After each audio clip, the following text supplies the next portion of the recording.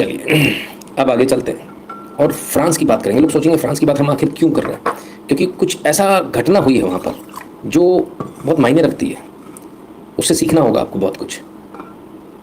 चलिए सबसे पहले उस मुद्दे पर चलेंगे जिस मुद्दे पर फ्रांस में चुनाव चल रहा था। वो कुछ मुद्दे ज़रा देख लें।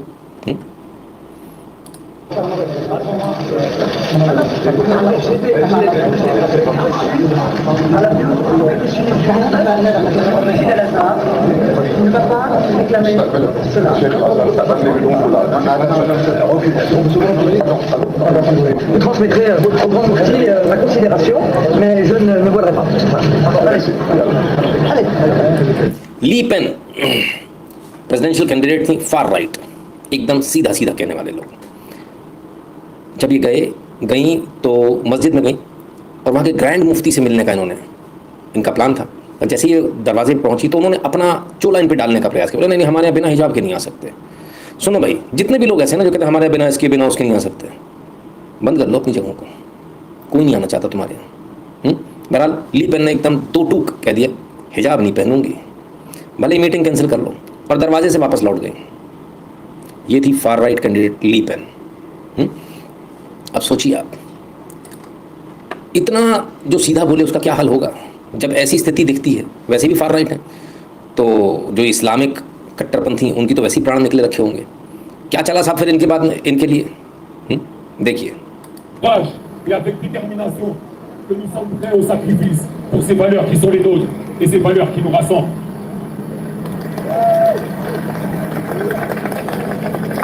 J'aimerais porter un message de ces normalisations inconnues, de nouveautés affligeantes par l'angoisse.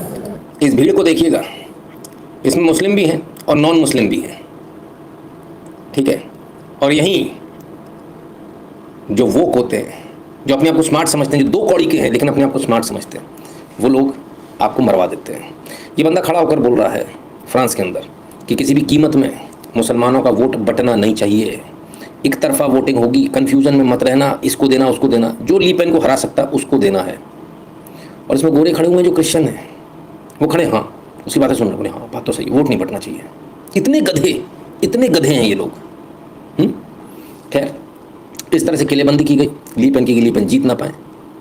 और पहले राउंड की जब गिनती हुई उसके बाद फार राइट आगे था, जीतने के चांस थे। तब क्या हुआ, जीतने के चांस में ही जो होने लगा, जरा उसको भी देख लीजिए।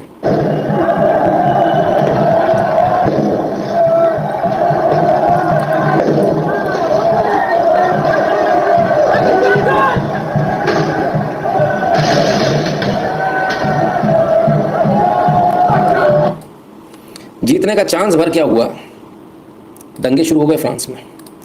लेफ्टिस्ट ने दंगे शुरू कर दिए। मज़े की बात है, लेफ्टिस्ट कहें या इस्लामिस्ट कहें, उन्होंने जो इलीगल इमिग्रेंट्स हैं वो ईमान बोलता भाई, ला इलाहा इल्लल्लाह, तेरा मेरा रिश्ता क्या, ब्रदरहुड, और क्या उम्मा का चुम्मा। नवीन जाइए, स्वागत है। उन्होंने दंगे शुरू कर दिए। अब मज़े की बात ये देखिए, बच्चे तो नहीं है, बच्चे तो हटा दीजिएगा, है ना, यदि बच्चे हो तो उनको हटा दीजिएगा। अगले आने वाला जो वो है वो न्यूडिटी है उसमें, है ना, ठीक है। उन्होंने इनको तो बता दिया कि तुम जो है दंगे करो, उनके लोग दंगे कर रहे हैं। इनकी औरतों को, जो गोरे वहाँ खड़े थे ना, इनको वहाँ टॉपलेस करके खड़ा कर दिया।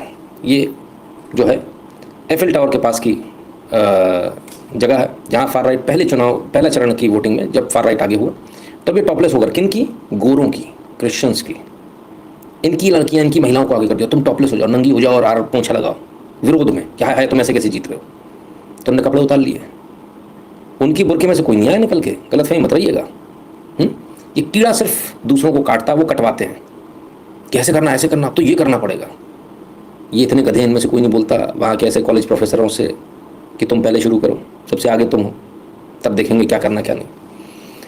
खैर इन लड़कियों का इस्तेमाल किया गया और ये मूर्खों की तरह आई भी इन बातों में। और दंगे थोड़े बहुत नहीं,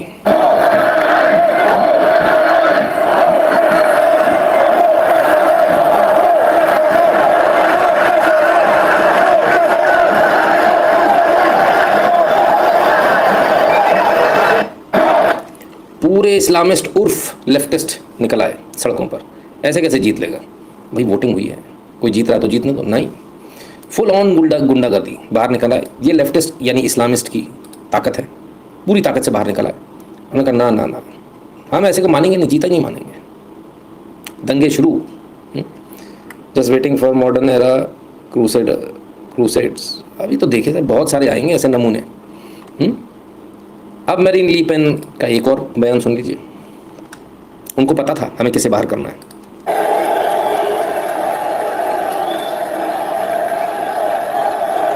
झंडे देख रहे हो अपना, फ्रांस के झंडे हैं, दूसरे झंडे नहीं दिखेंगे। J'en appelle à la sagesse et au bon sens des Français. Qu'on me donne une raison, une seule, pour garder sur notre territoire des étrangers qui collaborent avec une idéologie totalitaire qui veut la mort des Français. कहते हैं मुझे एक कारण बताइए, एक कारण जो totalitarian लोग आ गए हैं और जो विदेशियों के साथ हमारे देश का बुरा जो चाहते हैं उनके साथ हाथ मिलाकर डेथ ऑफ फ्रांस, फ्रांस की मौत चाहते हैं, उन्हें क्यों यहाँ रहने दिया जाए? क्यों ना इन सबको निकाल कर बाहर फेंक दिया जाए?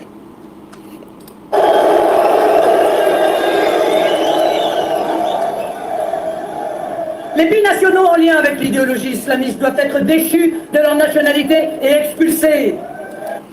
कहते हैं ऐसे लोग जो फ्रांस में रहते हैं लेकिन जिनकी विचारधारा अलग है, वो कि दुनिया के किसी भी दूसरे देश में उनके धर्म का, उनके मज़हब का कोई हो तो उसको अपना भाई मानते हैं। वो अपने आप को फ्रेंच नहीं मानते, वो अपने आप को इस्लामिस्ट मानते हैं। तो ऐसे लोगों को क्यों ना उनकी नागरिकता ख़त्म करके उन्हें इस देश से बाहर निकाल दिया जाए।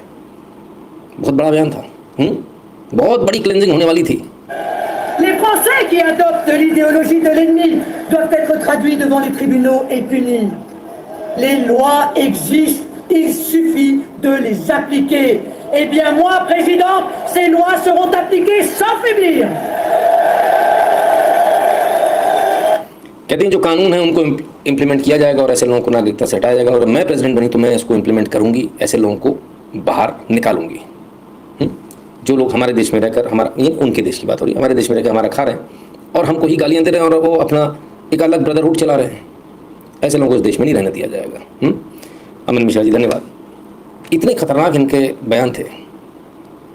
इन बयानों के बाद ही तो उन्होंने बोला कि कैसे भी करके, कुछ भी करके इनको हराना है। चलिए, फाइनली रिजल्ट भी आ गया। फर्स्ट राउंड में जीत रहे थे, फाइनल होते होते रिजल्ट बुरी तरह से हार गया फार राइट यानी राइट विंग जो अपने होता ना, बुरी तरह से हार गया और ली पेन के सपने चकनाचूर हो गए प्रेसिडेंट बनने के। तो क्या भविष्य में भी स्कोप खत्म हो गया? आप ऐसा कह सकते हैं। लेकिन सच्चाई से पलट है, कुछ विपरीत है। हारे जरूर है। अब आप देखिए, हार का भी मज़ेदार आपको हिसाब किताब समझाता हूँ। फार राइट को मिले 37.6% वोट, 37.06%। पिछली बार से 20% ज़्यादा है। हाँ, पिछली बार 16% थे, इस बार 37.06% मिले। लेफ्ट को महज 26% वोट मिले, 37% और 26%। सेंट्रिस्ट को 24.5% वोट मिले, यानी 37 और 24.5 कहीं नहीं टिकते, 37 और 26.5 कहीं नहीं टिकते। लेकिन टिकते हैं ना। यदि फार लेफ्ट और सेंट्रिस्ट दोनों मिल जाते हैं तो 26 और 24 कितने हो जाते हैं? 26 और 24.5 हो जाते हैं 50.5%, यानी कि मेजॉरिटी मार्क उनको मिल गया। More than half vote bank उनके पास आ गया। ये तो हुआ वोट शेयर का परसेंटेज, पर वोट शेयर से तो होता नहीं है। चुनाव तो चुनाव के तरीके से होता है। तो अगर मान लेते हैं, अगर ऐसा यही वोट शेयर है कि सबसे ज़्यादा 37% यदि फार राइट को मिले हैं, तो हार कैसे गए? चुनाव में इनको जीतना चाहिए था। चलिए सीटों का बंटवारा भी देख लें, सीटें कितनी कितनी आई। फार राइट की 37.06% जिनका वोट शेयर है, उनकी सीटें आई 142। फार लेफ्ट जिनका कि महज 26% का वोट शेयर है, उनकी सीटें आई 180। सेंट्रिस्ट जिनका की वोट शेयर 24.5% है, उनकी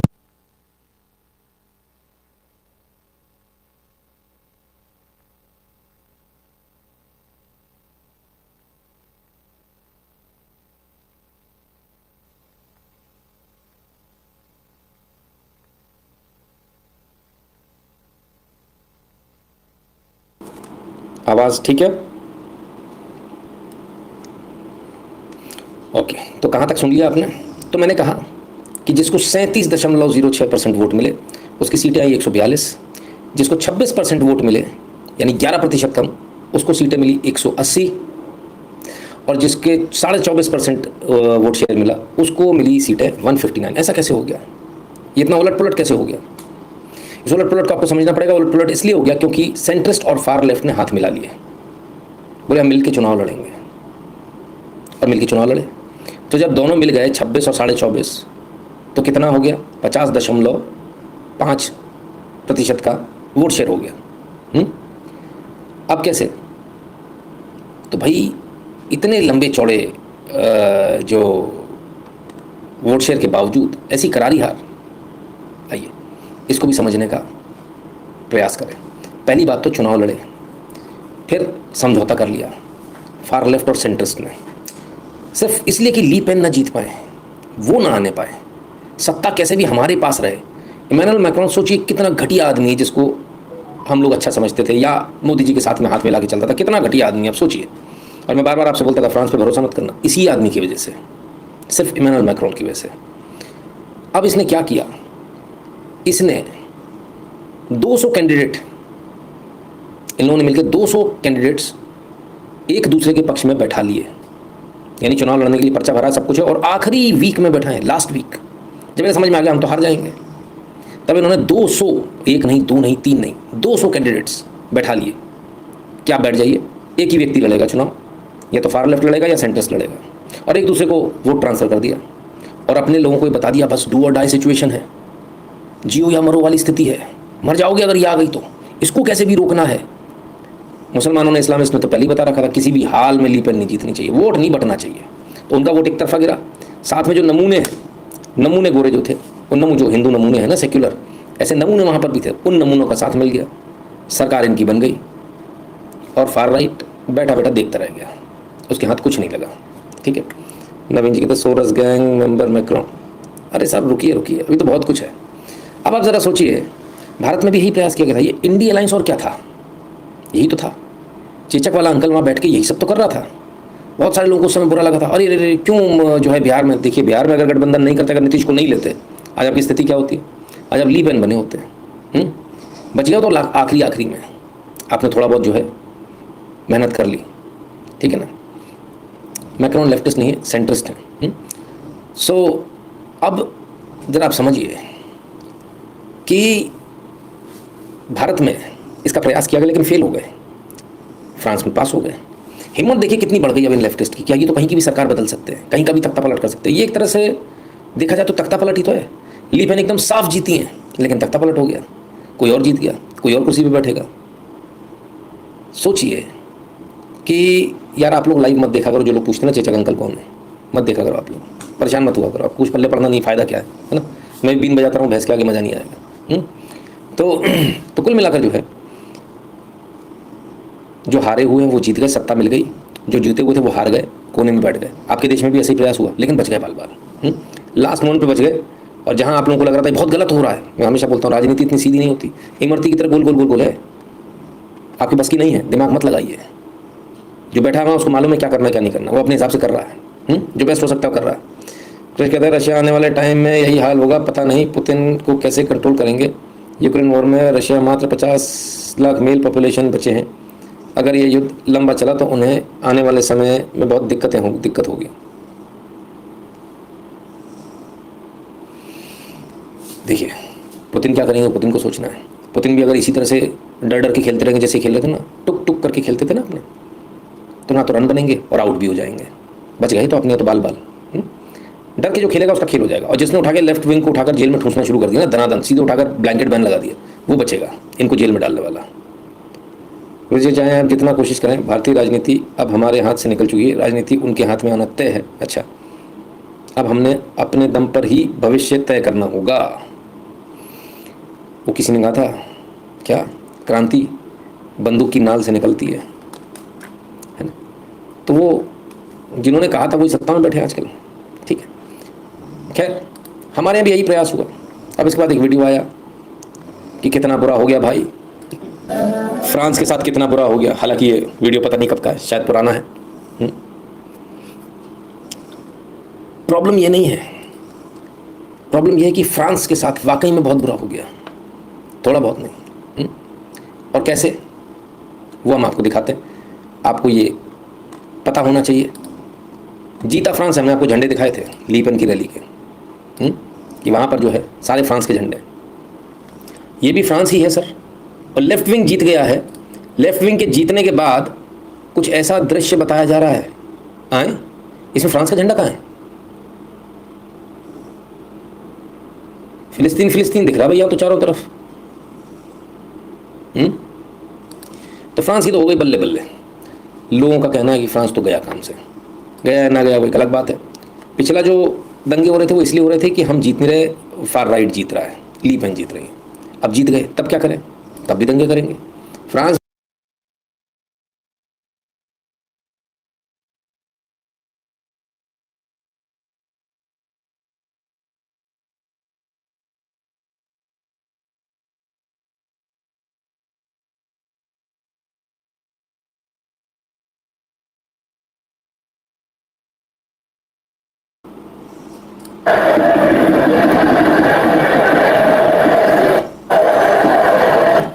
तो ये जश्न की तस्वीरें जो फ्रांस से आ रही हैं, मुबारक हो इस्लामिक रिपब्लिक ऑफ फ्रेंचिस्तान।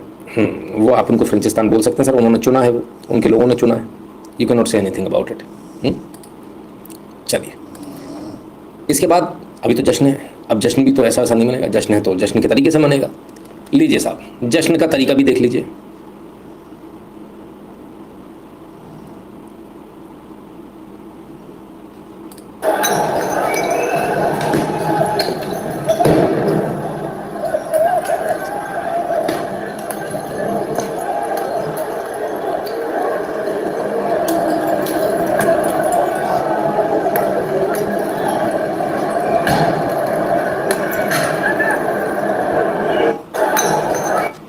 पहले हारे थे इसलिए दंगे हो रहे थे, अब जीत गए तो भी दंगे कर रहे हैं।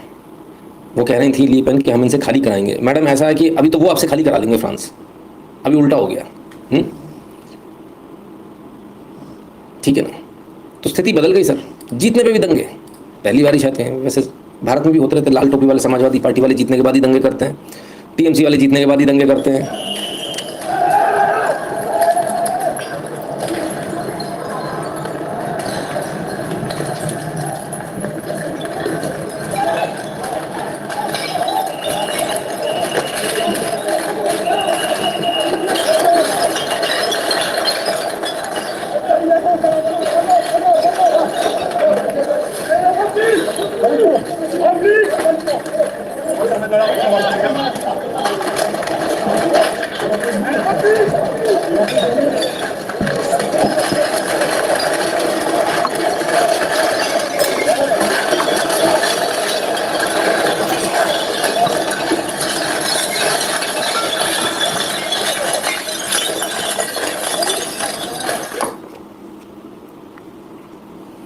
ठीक है साहब, मैंने इधर कुआं उधर खाई।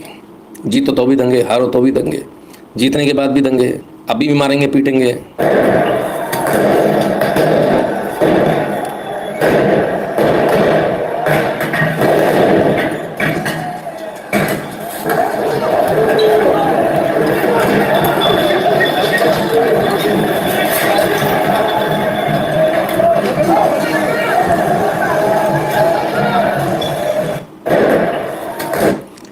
यह है इस्लामिस्टों की ताकत। पुलिस के ऊपर हमले, पटाखों का इस्तेमाल। पटाखों का ऐसा नायाब इस्तेमाल आपने कभी सोचा नहीं होगा ना, यूरोप लेटर अमेरिका में कभी आने वाला सर इसी उस पर आएगा, चिंता मत कीजिए। तो दबंग है भाई, दुनिया में उनका राज चल रहा है। किसी ने कहा अमेरिका, लेकिन एक व्यक्ति जिसको पता अमेरिका में भी आ सकता है, और वो है डोनाल्ड ट्रंप। क्या कह रहे हैं सुने। Only going to get worse. And Hillary Clinton wants to allow 550% more people from that region into our country, and we have no idea who they are, where they come from, where their documentation is. It's only going to get worse, and it's going to start getting bad in our country. We're letting people come in by the tens of thousands. You see what happened to the French priest. A friend of mine, he said he was going to France like 3-4 months ago. I saw him yesterday. I said, how'd you like France? He said, I wouldn't go to France. I wouldn't go to France because France is no longer France. France is no longer France.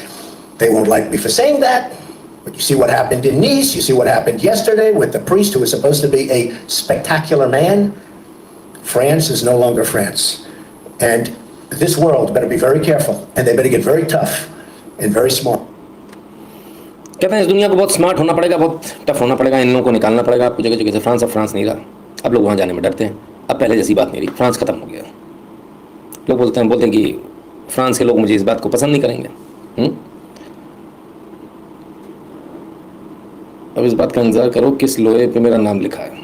हाँ, वो वैसे भी कैसे भी घुमा के आप देख लीजिए, बात तो आनी है, सबके पास वही आनी है, ठीक है ना। तो ट्रंप को तो मालूम है, ऐसा नहीं, मालूम तो सबको है, सबको मालूम है, इनको मालूम था। और ये शुरू से ऐसे लोगों को अपने देश में लाने से मना कर रहे थे। जिन्होंने बोला हम निकाल देंगे, उनको ही निकाल दिया वहाँ की जनता ने। नहीं, मतलब गजब है। फ्रांस में अभी चुनाव के बाद सरकार आई है लेफ्ट विंग की, फार लेफ्ट की। लेकिन चैट जीपीटी ने अपना रंग बदल लिया तुरंत ही। चैट जीपीटी, डेविड पूछते हैं हाउ डू यू से hello in France. Chat GPT reply करता है इन फ्रांस यू से अस्सलाम वालेकुम टू से हेलो। आई ला, ये कब हुआ? डेविड भाई साहब उल्टे गिर पड़े, रोना पीटना मचाया, सोशल मीडिया पे शेयर कर रहे हो, उससे क्या होने वाला है? अब आदत डाल लो, अस्सलाम वालेकुम ही बोलना है। सोचिए, सत्ता के लालची दो ऐसे लोग जिनकी विचारधारा नहीं मिलती, वो साथ में आ गए सिर्फ इसलिए कि सत्ता बची रहे। कैसा नंगा नाच है सत्ता का। और उसको हरा दिया जिसको जनता ने एक्चुअली जिताया है, क्योंकि दो चोर मिल गए। भारत में भी कई सारे चोर मिले थे, लेकिन आप बाल बाल बच गए। सोचिए अगर ये स्थिति यहाँ होती तो यहाँ पर क्या होता है? भारत में दंगे कहाँ होते हैं? होते क्या ऐसे पटाखे वटाखे वाले ऐसे ऐसे होते हैं ऐसे पुलिस के ऊपर? फ्रांस में अब तक 3 पुलिसकर्मियों की हत्या की जा चुकी है इन दंगों में।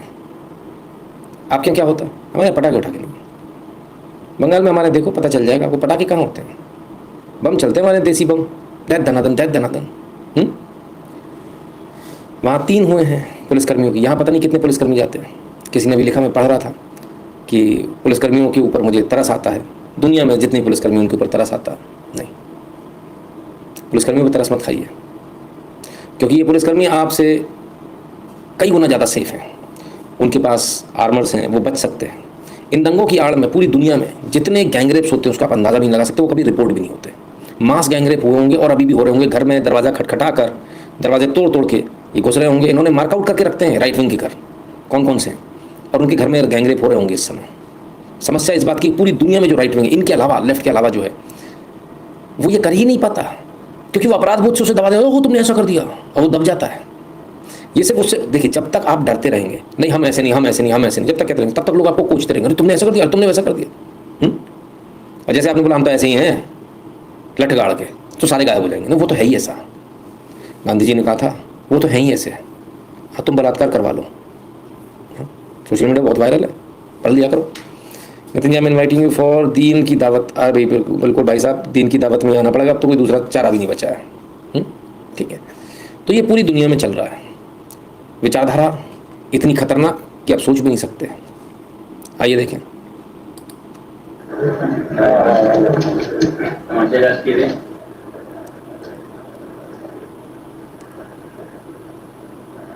ये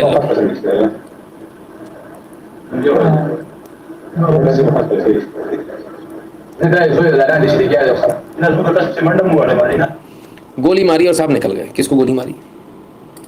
अपनी माँ को। पाकिस्तान के पेशावर में अम्मी ने ये बता दिया अपने बेटे को कि बेटा धरती गोल है। उसने बोला बात तुम्हारी ऐसी की तैसी, धरती चपटी, तुम गलत बता रही हो, तुमने इस्लाम की तौहीन करी, तुमने कुरान की तौहीन करी। गोली मार दी उसी माँ को जिसने पढ़ा लिखा के उसको बड़ा किया।